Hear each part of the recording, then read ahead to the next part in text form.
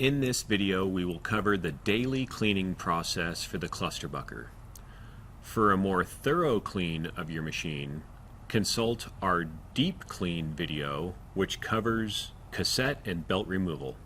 We do not recommend use of a pressure washer on a daily basis due to increased wear on parts. For information on using a pressure washer, please consult our deep cleaning video. Always unplug the machine before starting any work. Wait a full 30 seconds for power to dissipate from the electronics.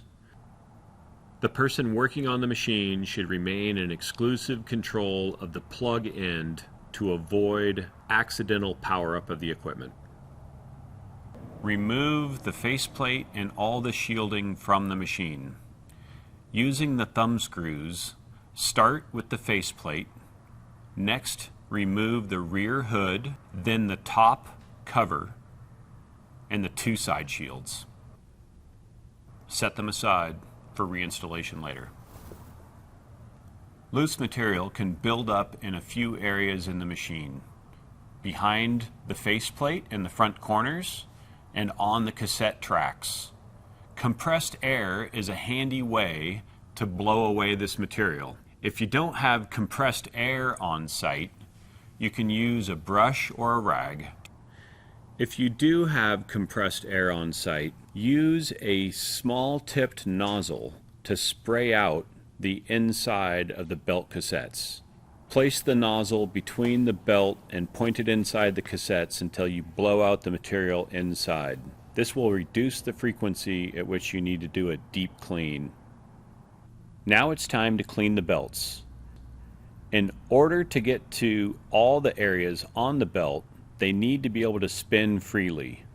To achieve this, loosen the tension on the 4 suspension towers and remove the coupler elements from the 2 couplers at the back of the machine. Before removing pressure from the suspension, you need to take note of the pressure setting. The machine will need to be returned to this pressure setting at the end of the process. Use your cell phone camera to take a picture of the suspension tower gauge at the top of the suspension tower.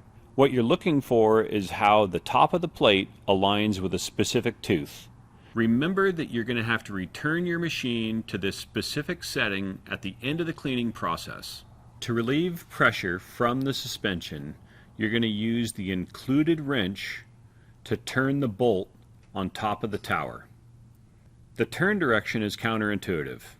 You need to turn the bolt clockwise to relieve the pressure. Keep turning until the plate sits at the top of the suspension gauge. Remember to remove the pressure from all 4 suspension towers. Now it's time to remove the 2 coupler elements. At the back of the machine, locate the 2 wrap flex coupler elements. Using a 2.5 millimeter hex key, loosen but do not fully remove the 2 screws that hold the black coupler element ring to the green coupler element. You will need to rotate the belt in order to access the second screw on the black ring. Slide the black ring towards the motor and hang it on the shaft. Locate the split in the green coupler element, split it apart, and remove it from the coupler hubs. Repeat this full process for the second coupler. Now that the pressure has been taken off the suspension and the couplers have been removed, the belts spin freely. The safest way to spin the belts is to use your hand on the top of the belt on the top cassette. This helps you avoid pinching your fingers between the rollers. Be careful which cleaning products you use to clean the belts. Damage can occur. We only suggest using Simple Green Crystal, or other similar citrus-based cleaners to clean the belts. Do not use alcohol to clean the belts. While rotating the belts, spray them down entirely with Simple Green. Avoid spraying your cleaner on the top of the belts. The fluid has a tendency to run inside the cassettes. Instead, as you rotate the belts, work at the ends of the cassettes to prevent the fluid from ending up inside. Allow the belts to soak while you clean the rest of the machine.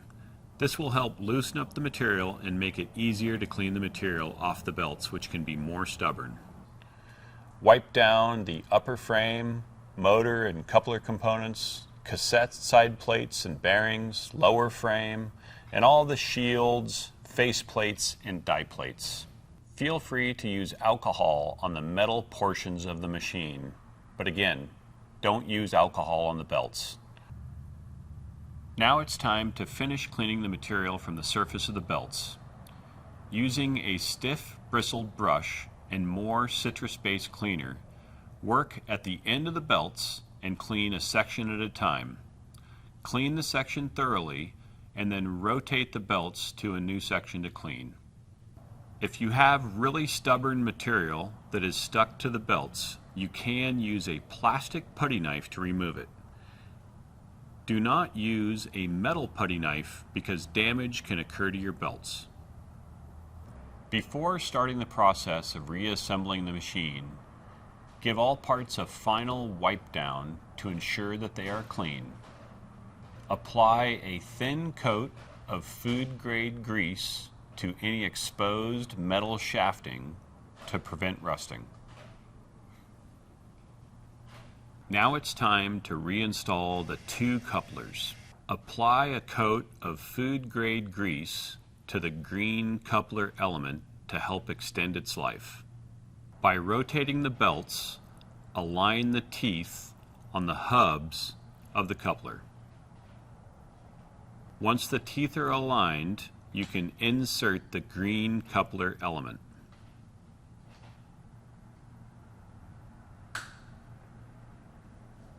Align the screws with the notches in the green coupler element and slide the black cover into place. Using a 2.5 millimeter hex wrench, secure the screws but don't over tighten.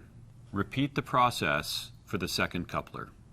To reapply pressure to the cassettes, use the included wrench to rotate the 4 suspension adjustment bolts counterclockwise to the previously noted position.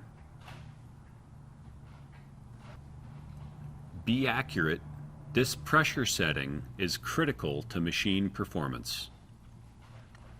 Now it's time to reinstall the faceplate and all the shielding that you cleaned earlier. Take note that each piece has notches in it that correspond to hood mounting pegs and grommets. Make sure that each piece is seated fully before tightening down the thumb screws to ensure that it's properly installed. Order of operations is important here. Start with the faceplate.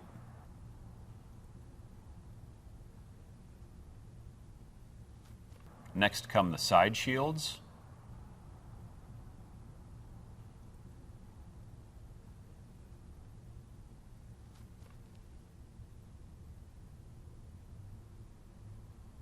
Then do the top shield. And finally the rear hood. With the shielding installed, we can do a quick run test to make sure that we did the job right. Plug the machine in, turn it on, and run it through the full speed range. Make sure that it's operating smoothly and not making any strange noises.